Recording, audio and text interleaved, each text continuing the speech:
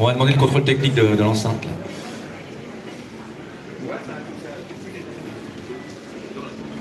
Ah oui, il y a des antennes. Hein.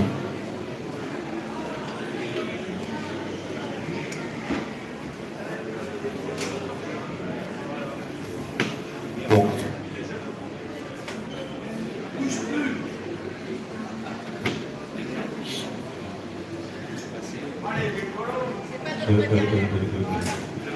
Bon, c'est un matos qu'on nous a prêté. Voilà, ok.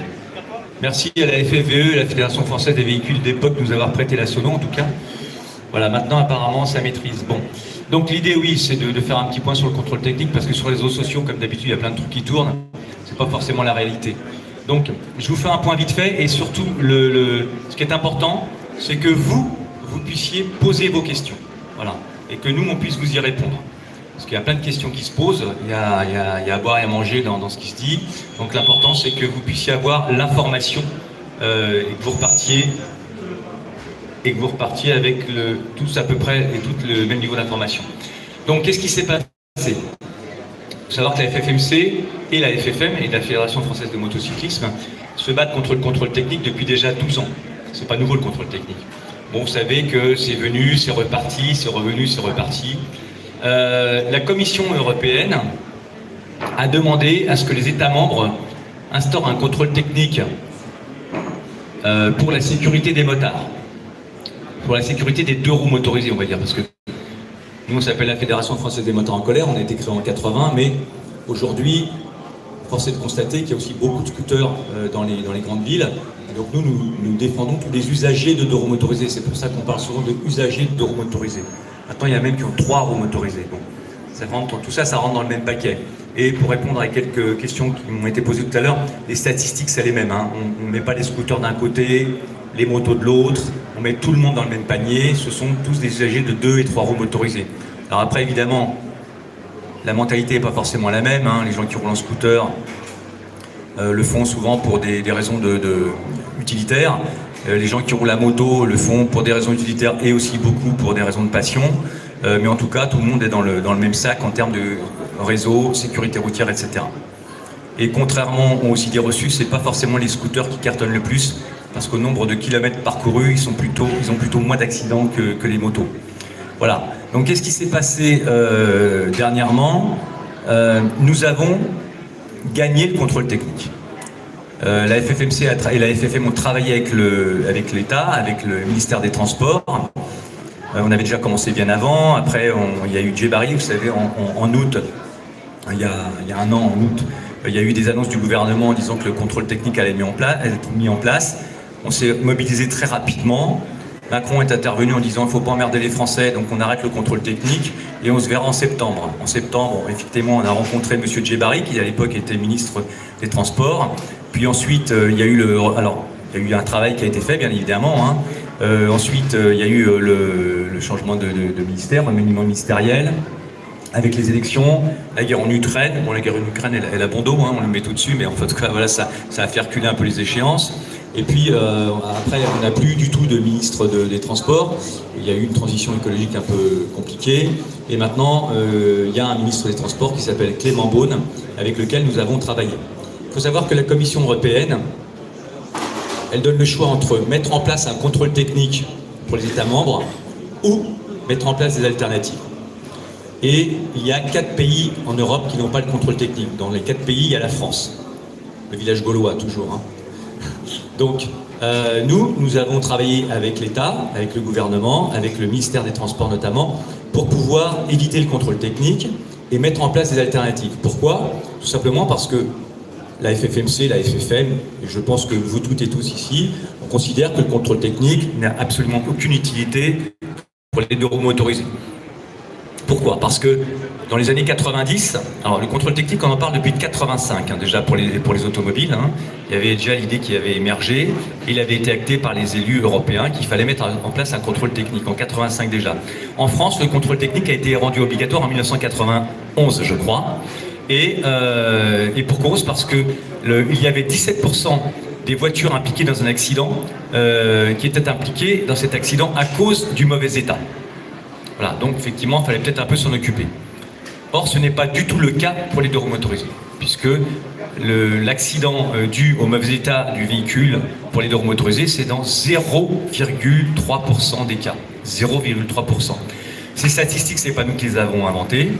Elles viennent d'un rapport qui s'appelle le rapport MEDS, qui est un rapport européen indépendant, et elles viennent aussi des statistiques d'assurance, notamment la Mutuelle des motards, qui est une assurance spécialisée dans la moto, qui ne fait que de la moto, ils ne font pas de voiture. En tout cas, ils en ont fait un mandat, ils en font plus, ils font vraiment que de la moto. Et eux, évidemment, ils n'ont aucun intérêt à mentir sur les chiffres, puisque c'est eux qui casquent quand il y a un problème d'accident. Et s'il y avait eu un vrai problème d'accident dû au mauvais état des véhicules, non seulement la Mutuelle des motards aurait mis les hauts là en disant attendez, il va falloir faire quelque chose, et même nous, Fédération Française des motards en colère, en tant que défense des usagers de la route, on n'a pas envie que nos frères des motards et des motardes aillent se tuer sur la route parce qu'ils ont des véhicules au mauvais état. On aurait bien évidemment réagi en disant il va falloir faire quelque chose. Or là, c'est absolument pas le cas. C'est une des raisons pour lesquelles on dit que le contrôle technique n'a absolument rien à voir avec la sécurité des motards.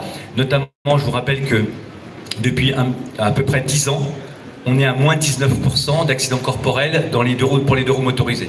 Pourquoi? Aussi parce que les deux roues motorisées, malgré ce que voudraient nous faire croire nos élus, sont les bons élèves de la sécurité routière. Les usagers de deux roues motorisées ont bien souvent un permis moto, mais ils ont aussi à 99% un permis voiture. Ce qui n'est pas le cas pour les automobilistes. Les automobilistes n'ont pas tous un permis moto. Voilà, donc on connaît la problématique des différents types de véhicules. Sur un deux roues motorisé, eh bien, les organes de sécurité se voient à l'œil nu. Il n'y a pas besoin de tout démonter comme sur une voiture. Les freins, enfin tout ce qui peut, organes de sécurité, se voient rapidement. Donc voilà. Alors après, il y a d'autres choses qui vont se mettre en place. Enfin, si jamais le contrôle technique devait passer, il va y avoir un vrai problème. Parce que, encore une fois, un deux roues motorisé, c'est pas une voiture. Un deux roues motorisé, ça peut, une moto ou un scooter ou deux, trois roues motorisées, ça peut se présenter au contrôle technique avec deux roues comme celle-là, ok, deux roues classiques. Ça peut être un sidecar avec deux roues à gauche et une roue à droite. Ça peut être des véhicules avec deux roues devant et une roue derrière, et d'autres véhicules avec deux roues derrière et une roue devant. Compliqué, hein. Et puis après, comment ça, parce que les professionnels du contrôle technique eux-mêmes disent qu'ils ne sont pas prêts à mettre en place un contrôle technique parce que c'est très compliqué. Il faut former le personnel, il faut acheter le matériel, il faut avoir un mur local de minimum 50 mètres carrés. Ils savent très bien que le lobby motard est très fort et qu'ils ont déjà essayé d'investir et puis ils ont vite arrêté. Parce qu'on a été très réactifs au niveau de la FFMC entre les attaques de centres de contrôle technique. Il faut savoir que ce sont des indépendants, même quand ils ont des marques comme Norisco, comme Decra, etc. Ce sont quand même des indépendants. Ils n'ont pas envie d'engager du business si ça ne marche pas. Donc on a été très réactifs vis-à-vis de ça. Et puis à un moment donné, on va se poser la question dans la formation des contrôleurs techniques, comment ils vont faire pour prendre la moto, prendre en charge la moto. Est-ce que c'est le motard qui va rester là, qui va démarrer sa moto, etc. Ou est-ce que c'est le contrôleur technique qui va prendre la moto? Je lui souhaite du bon plaisir, par exemple, pour démarrer une moto comme ça. Ou si vous ne trouvez pas le bon point de compression, bah vous mettez debout, les deux pieds sur le kick et il ne descend pas. Voilà, une moto comme ça, une 500 XT, une 600 XT ou d'autres motos encore, elles n'ont pas de démarreur électrique, à moins que le mec il se fasse une rotule, on ne voit pas comment il va la démarrer. Donc voilà, tout ça, les contrôleurs techniques en sont bien conscients. Ils savent bien que la différence entre une moto et une voiture, elle est énorme. Alors qu'est-ce qui s'est passé? À un moment donné, on s'est battu énormément contre le lobbying de Decra qui faisait du lobbying effectivement au niveau de la Commission européenne. Et aujourd'hui, c'est pas du tout contre Decra qu'on se bat. C'est contre certaines associations qui se disent environnementales, mais qui sont en fait des associations anti-deux roues motorisées et qui résident à Paris, donc des bobos parisiens qui voudraient que les lois qu'ils essayent de mettre en place à Paris soient activées sur toute la France, au niveau national, parce que le contrôle technique, c'est pas parisien, contrairement au stationnement payant, c'est national. Et donc ces associations, il y en a une qui s'appelle RALSCOOT, déjà vous avez tout compris, hein, RALSCOOT, super discriminant, Paris sans voiture, et respire. Donc nous avions gagné le contrôle technique, le décret a été mis en place, la Commission européenne a été prévenue par la France en disant qu'il n'y aurait pas de contrôle technique, mais qu'il y aurait des alternatives, tout comme elle l'a demandé. Ces associations-là, qui ont des forts appuis politiques, puisque vous savez qu'il y a une vague écologiste très montante en ce moment, donc ces associations qui ont des appuis politiques et qui notamment ont également des financements financement par des associations écolo internationales, comme de transport, notamment une qui s'appelle Transport Environnement, qui favorise le transport vert. On a identifié, ils ont 40 000 € de subventions par rapport à ces boîtes-là. Ils ont des subventions par des boîtes privées, notamment une boîte qui s'appelle LIM, boîte parisienne, boîte LIM, qui sont des concessionnaires de véhicules partagés, c'est-à-dire de vélos électriques et de trottinettes électriques partagées. Là, ils touchent 6 000 balles de subvention de la part de ces gens. Donc vous voyez qu'il y a quand même quelques collusions dedans. Bon, ces gens-là ont quand même donc déposé un recours auprès du Conseil d'État. Le Conseil d'État a jugé qu'il fallait remettre un contrôle technique en place. Notre avocat au Conseil d'État, Monsieur Thiriez, Maître Thiriez, vous savez que pour plaider au Conseil d'État, c'est pas n'importe quel avocat qui peut le faire, ce sont des avocats agréés spécifiquement pour le Conseil d'État. Donc cet avocat que nous avons, Monsieur Maître Thiriez, nous a dit qu'en 30 ans de carrière, il n'avait jamais vu un jugement pareil. En fait, pour lui, nous sommes pris dans un règlement de compte politique entre le Conseil d'État qui est en désaccord avec le gouvernement sur pas mal de choses et qui donc punit le gouvernement. Je vous rappelle que le gouvernement français a été condamné par le Conseil d'État deux fois à 10 millions d'euros d'amende parce que l'État français ne respecte pas les normes de qualité de l'air, ne fait pas respecter les normes de qualité de l'air. Ces 2 fois 10 millions d'euros vont aller aux associations écologistes qui ont porté la plainte. Donc ils s'autofinancent avec ça. Vous voyez ? Et lui nous dit que c'est assez incroyable parce que, on le voit bien, aujourd'hui, ni le Conseil d'État, ni nous, ni personne ne sait ce qu'il y a dans ce contrôle technique puisqu'il n'existe pas. Donc le Conseil d'État s'est permis de juger un truc en disant on va mettre le contrôle technique en place parce que c'est utile pour les deux roues motorisés, pour leur sécurité, alors qu'ils ne savent même pas ce qu'il y a dedans. Est-ce que ça va être du contrôle visuel? Est-ce que ça va être du contrôle avec des outils? On ne sait pas. Personne ne le sait puisqu'il n'existe pas en France. Donc voilà, le jugement, il a été quand même un petit peu hâtif et ça a été aussi un jugement, comment dire, de partie. Hein, voilà. Voilà où on est la situation aujourd'hui. Alors, oui, après je vous donnerai l'occasion de poser quelques questions, même toutes les questions que vous voulez. Alors, aujourd'hui, nous, défenseurs des usagers de deux roues motorisés, on est face à un dilemme, comme les autres d'ailleurs. Le gouvernement est face à un dilemme, tout le monde est face à un dilemme. Qu'est-ce qu'on fait? Est-ce que on continue? Alors nous, de toute façon, on va continuer. Plusieurs possibilités. Il n'est pas possible d'aller contre une décision du Conseil d'État. La seule chose, c'est d'aller en appel au Conseil d'État, mais le Conseil d'État, c'est appel devant le Conseil d'État qui jugera le Conseil d'État et qui va juste juger si le jugement est conforme à la norme. Voilà. Il ne va pas rejuger l'affaire. Donc, le Conseil d'État a jugé, il n'y a pas possibilité d'aller plus loin, c'est la plus haute juridiction de France. Par contre, il y a une possibilité que le gouvernement, que le ministère des Transports dise « Ok, vous avez retoqué ce décret, parce que le décret existe, hein, vous avez retoqué ce décret, on va en refaire un autre. » Et qui, de toute façon, sera réattaqué par ces associations. Parce qu'ils ont les deux roues motorisés en ligne de mire. Ils seront réattaqués.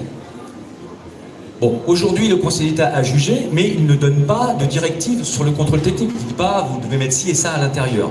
Donc, on a plutôt les mains on est plutôt assez à l'aise dans la mise en place d'un contrôle technique s'il devait être mis en place, en disant, on le fait le plus soft possible. Ça peut être uniquement en cadre-vente, ça peut être uniquement du visuel, on ne sait pas trop ce qu'on pourrait mettre dedans. C'est des négociations à poser avec le ministère. Mais nous, pour l'instant, on est sur la lancée, sur la ligne de dire, on ne veut pas de contrôle technique du tout. Du tout. Voilà, parce qu'il ne sert à rien. Maintenant, est-ce qu'on sera peut-être amené à négocier parce que de toute façon, si le Conseil d'État a décidé, eh ben, peut-être qu'on sera obligé d'y aller. Et dans ces cas-là, on va essayer de faire en sorte que le contrôle technique soit le moins douloureux possible. Sauf qu'on sait très bien, et vous voyez comment ça s'est passé pour les voitures, ça commence par 80 points de contrôle, ça finit par 160, et ça commence par tous les 4 ans, puis ça finit par tous les 2 ans, puis tous les ans. Voilà. Donc on est en face, là du coup c'est les contrôleurs techniques qui vont reprendre le flambeau parce qu'il y a du business à prendre et que vous voyez bien qu'aujourd'hui pour les voitures, on vérifie, on contrôle des véhicules de plus en plus récents. Hein. Alors l'autre problématique c'est qu'une loi de roues motorisées, en règle générale en moyenne nationale de roulage, c'est 3000 km par an. Donc tout ce qui est organes de sécurité, ça n'a même pas le temps de s'user. Et si on doit les contrôler tous les 2 ans, bah, ça va faire 6000 km. Les organes de sécurité ne sont pas usés. Donc là, c'est une aussi des raisons pour lesquelles on dit que le contrôle technique n'a rien à voir et n'a rien à faire en France. Dans d'autres pays d'Europe, dans tous les autres pays d'Europe qui ont le contrôle technique, ce n'est pas nivelé. C'est-à-dire qu'il y a des contrôles techniques, alors en Italie, en Allemagne, en ce que vous voulez, il y a des contrôles techniques qui se font uniquement au visuel, d'autres qui se font avec de l'outillage. Quelquefois, on va tester la pollution, d'autres fois, on va tester le bruit, d'autres fois les deux, et d'autres fois rien du tout. Il n'y a aucun pays en Europe qui est nivelé au niveau du contrôle technique. Alors souvent, on nous attaque sur le bruit. On a expliqué que le bruit n'a rien à voir avec le contrôle technique. Preuve en est, c'est qu'en Allemagne ou en Autriche, ils ont fermé des cols de montagne, parce que les motards roulaient sur ces cols de montagne, forcément, comme nous tous, et qu'il y avait trop de bruit dans les cols de montagne. Et pourtant, l'Allemagne et l'Autriche sont le contrôle technique depuis bien longtemps. On sait très bien que n'importe quel motard va se pointer au contrôle technique avec un pot conforme, il va sortir avec son contrôle technique en bonne et due forme, il va rentrer chez lui, 15 minutes après, il change la cartouche ou même la ligne, en 20 minutes à une demi-heure, il a tout changé, et il se retrouve avec un pot full barouf, et avec un contrôle technique en bonne et due forme. Donc on sait très bien que le contrôle technique n'a rien à voir avec le bruit. Voilà. Alors, je pense avoir fait à peu près le tour. Alors nous avons ici l'honneur et l'avantage d'avoir M. Charles Krajka, qui a été la terreur de tous les pilotes, puisque c'est lui qui faisait les contrôles techniques pour la FFM. Donc il en connaît un bout en termes de contrôle technique. Merci M. Krajka d'être parmi nous, parce que vous êtes comme une sommité de la moto, hein, faut le reconnaître. Donc voilà, est-ce que maintenant à vous de poser des questions, et on va tenter, enfin je vais tenter d'y répondre au mieux que faire se peut. Je crois que j'avais une question par là. Non ?